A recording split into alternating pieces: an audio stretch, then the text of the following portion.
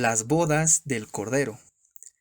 En esta oportunidad tenemos una pregunta muy interesante que podemos analizar y meditar al respecto. Me he topado con varios miembros y no miembros de la iglesia que tienen esta duda acerca de Jesucristo. Si bien no es relevante en lo que concierne a la fe que nosotros tenemos hacia Jesucristo, sería importante analizar y ver qué posibles respuestas podemos encontrar al respecto. Si el matrimonio aquí en la tierra es tan importante, ¿por qué Jesucristo no estaba casado?, me preguntó alguna vez un amigo. Tenemos dos caminos para responder este interrogante. La primera de la manera simbólica y la segunda de la manera literal. La manera simbólica surge a través de una pregunta que se le hizo al presidente Joseph Fielding Smith. La pregunta dice lo siguiente. La escritura de Apocalipsis 19, versículo 7, habla de las bodas del Cordero. Esto ha desconcertado a una de mis investigaciones y me he esforzado por encontrar una respuesta para ella. ¿Puede usted ayudarme? El presidente Smith responde lo siguiente.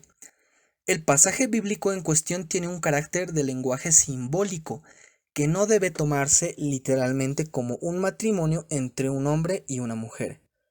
El siguiente pasaje completo es esencial para una correcta comprensión y es el siguiente. Y del trono salió una voz que decía, Alabad a nuestro Dios todos sus siervos, y los que lo teméis tanto pequeños como grandes. Y oí la voz como de una gran multitud, y como el estruendo de muchas aguas, y como la voz de grandes truenos que decía, Aleluya, porque reina el Señor Todopoderoso.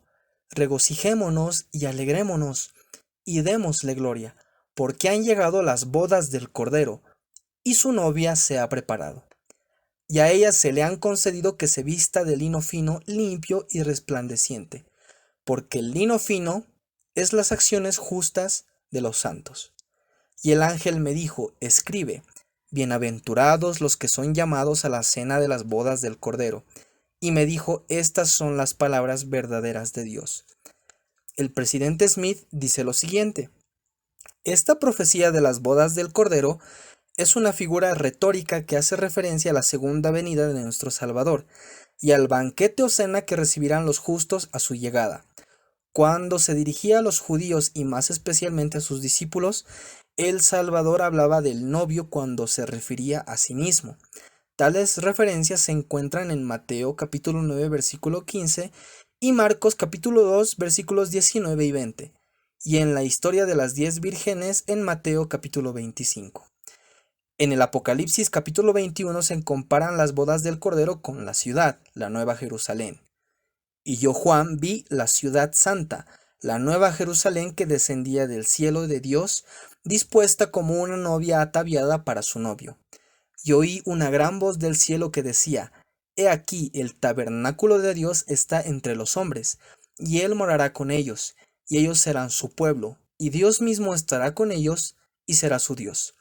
Entonces vino a mí uno de los 7 ángeles que tenían las 7 copas llenas de las 7 plagas postreras, y habló conmigo diciendo, Ven acá, yo te mostraré la novia, la esposa del Cordero. Y me llevó en el espíritu a un grande y alto monte, y me mostró la gran ciudad, la santa Jerusalén, que descendía del cielo de Dios. Y tenía la gloria de Dios, y su fulgor era semejante a una piedra preciosísima, como piedra de jaspe, diáfana como cristal. En Doctrina y Convenios, sección 109, continúa el presidente Smith, versículos 73 y 74, encontramos lo siguiente. Para que tu iglesia salga del desierto de las tinieblas, y resplandezca hermosa como la luna, esclarecida como el sol e imponente como un ejército con sus pendones. Y sea ataviada como una esposa para aquel día en que quitarás el velo de los cielos, y harás que las montañas se derritan ante su presencia. Y sean alzados los valles y allanados los lugares ásperos, a fin de que tu gloria llene la tierra.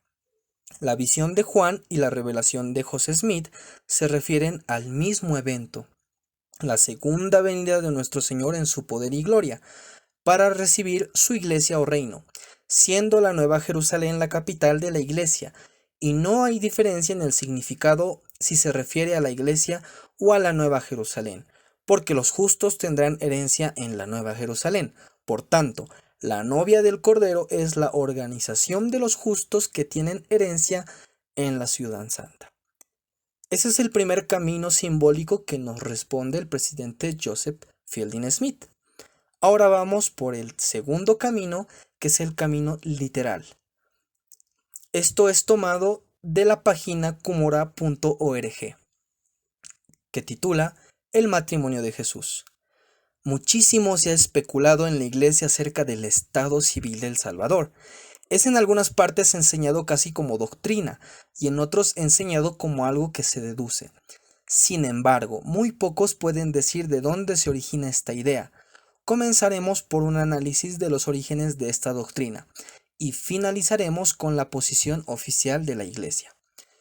Una de las primeras referencias al respecto fue hecha por el apóstol Orson Pratt en el libro El Vidente, publicado en 1853 en Inglaterra como un libro para defender los principios de la Iglesia, en especial el matrimonio plural presentado por Brigham Young el año anterior. En este libro el elder Pratt dio un paso más allá expresando que el Señor se había casado en forma plural, siguiendo el ejemplo del Padre. Pratt comenta lo siguiente en la edición original. Ahora, claramente hemos mostrado que Dios el Padre tenía una pluralidad de esposas, uno o más para que estaban en la eternidad, con lo cual Él comenzó nuestros espíritus, así como el espíritu de su primogénito Jesús. También hemos demostrado lo más claramente posible que el Hijo siguió el ejemplo de su Padre, y se hizo el gran novio con quien las hijas de los reyes y muchas mujeres honorables estaban casadas. Esta idea fue subsiguientemente expresada por varios otros líderes como Jedediah M. Grant y Orson Hyde, los cuales agregaron que el Salvador se había casado con María Magdalena y Marta durante las bodas de Canaán, argumentando el hecho de que la familiaridad que tenía Jesús con María y Marta hubiese sido inapropiada a menos que hayan sido esposos. Sin embargo, hay que notar claramente que desde fecha temprana estas ideas comenzaron a ser rebatidas por la cabeza de la Iglesia. En 1855 Brigham Young escribió al funcionario encargado de la publicación de El Vidente en Inglaterra pidiendo que dejase de ser publicado el libro. Brigham declaró que a pesar de que había muchos artículos maravillosos escritos en el libro, había también muchos artículos de doctrinas erróneas, con lo cual se pidió también cuidado con la aceptación de los contenidos de esa publicación. El mismo Orson Pratt, hablando en 1860, expresó que El Vidente expresaba un punto de vista doctrinal personal, en el cual él había creído sinceramente que era el correcto, pero que había aprendido que en algunos puntos de doctrina estaba equivocado. De todas formas, la idea de que era posible que Jesús hubiese estado casado siguió rondando en la Iglesia, siendo una idea generalmente aceptada, pero que no podía ser asumida como una verdad doctrinal. Por ejemplo, en 1963, en respuesta a una carta que preguntaba si Cristo había sido casado y había tenido hijos, el presidente Joseph Fielding Smith respondió diciendo: sí, pero no predicamos eso. El Señor ha advertido que no debemos dar perlas a los cerdos. Pero el mismo presidente Smith enseña en Doctrina de Salvación que mis palabras y las enseñanzas de cualquier miembro de la Iglesia, alto o bajo, si no están de acuerdo a la revelación, no tienen por qué ser aceptadas. Ustedes no tienen por qué aceptar los libros escritos por autoridades de la Iglesia como doctrina. La única doctrina que puede ser aceptada es la que está de acuerdo con la palabra revelada en los libros canónicos. Lo que cada persona escribe es responsabilidad no de la Iglesia, sino de quien la escribe. Otras citas que se pueden encontrar hablan claramente de ideas personales o de evidencia circunstancial a favor de la conclusión del casamiento de Jesús. Por ejemplo, el elder Orson Hyde dijo que las bodas de Canaán fue en realidad el casamiento de Jesucristo.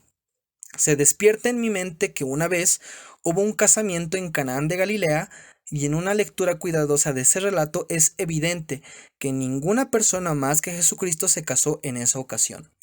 Mientras que el elder Bruce R. McConkie no llegó a tal explícita conclusión en sus libros. Él escribió: Jesús no es un recluta, ni ermitaño, ni ascético. Él vino comiendo y bebiendo, disfrutando de la interacción social del día natural, normal y saludablemente. El presidente McConkie continúa. María parecía ser la anfitriona y la encargada en la fiesta de este casamiento, la única responsable por el entretenimiento de los invitados. Fue ella la que reconoció la necesidad de más vino, quien buscó rellenar la provisión, quien dirigió a los sirvientes que siguieron las instrucciones que Jesús daba. Considerando las costumbres de esa época, se podría asegurar que uno de los hijos de María se estaba casando. Jesús también tenía un interés personal y una conexión cercana con el casamiento y las festividades posteriores a las que ellos asistieron. Él y aparentemente, por lo menos, 5 de sus discípulos, Juan, Andrés, Pedro, Felipe y Natael, estaban invitados también en la fiesta. La escasez de vino ocurrió cerca del final de la festividad, y ya que este comúnmente duraba entre 7 a 14 días, aparentemente la fiesta de Jesús estaba finalizando. Parecía ser también que él tenía alguna responsabilidad personal para entretener a los invitados y sintió una obligación de suplirlos con bebidas adicionales. Sin embargo, la implícita evidencia con respecto al estado marital de Jesús es más grande que la evidencia explícita. El erudito Sidney Bates Perry dijo: nosotros sabemos que era costumbre de los judíos entre los más jóvenes casarse a una edad temprana, generalmente entre los 16 y 18 años. Y segundo, era muy bien conocido que los judíos consideraban el casamiento como una obligación religiosa. El elder Bruce R. McConkie dijo también: los hombres se casaban cuando tenían 16 o 17 años, nunca más tarde de 20, y las mujeres a una edad más temprana, frecuentemente no más de 14. La Biblia enseña que los enemigos de Cristo pasaban su tiempo acechándole y procurando cazar alguna palabra de su boca para acusarle. Cabe hacer notar que Jesucristo no comenzó su ministerio sino hasta tener 30 años. Si Cristo no hubiera estado casado a esa edad, entonces sus enemigos no lo hubiesen aprobado por desobedecer las leyes y las costumbres de la época. ¿Cuáles eran las costumbres y las leyes concernientes al casamiento entre los judíos en la época de Jesús? La tradición oral de Israel bíblico está registrada en el Talmud. De acuerdo a estas fuentes judías, el casamiento era de vital importancia para el judaísmo. Refrenarse del casamiento no está considerado sagrado, como lo es en otras religiones. Por lo contrario, es considerado antinatural. El Talmud dice que un hombre no casado está constantemente pensando en el pecado. El Talmud habla acerca de un rabí que fue presentado a otro joven soltero rabí. El rabí de mayor edad le dijo al más joven que no vuelva a su presencia hasta que no estuviera casado. El Talmud recomienda que un hombre se case a la edad de 18 años, o en cualquier momento entre los 16 y los 24 años. ¿Por qué los ancianos judíos no rechazaron a Jesús por este descuido? Quizás porque todos sabían que él cumplía con el mandamiento de casarse, así como también cumplió con todos los otros mandamientos. Como los santos de los últimos días, los antiguos israelitas consideraban el matrimonio como una responsabilidad sagrada y los hijos una bendición. Mientras no hay una prueba definitiva disponible que Jesús estuvo casado, la evidencia nos puede llevar a esta conclusión. Sin embargo, todos aceptan que no existe ningún lugar de los libros canónicos en la que se afirme clara y directamente que Jesús efectivamente estuvo casado. Existen algunos pasajes que pueden ser interpretados de esa forma, pero no pasan de eso. Interpretaciones de personas de las cuales ellos mismos son responsables, tal como lo señalaba el presidente Joseph Fielding Smith. Pero al final, ¿cuál es la posición de la Iglesia? A pesar de todas las ideas que hacen sentir que efectivamente creemos en el matrimonio de Jesús oficialmente, la posición real de la Iglesia es un poco más prudente. A raíz de la controversia de la nueva película del Código Da Vinci que hace mucho tiempo se dio, la Iglesia emitió un comunicado oficial a través de su portavoz Dale Bills. El hermano Bills dio la siguiente declaración el día 16 de mayo de 2016.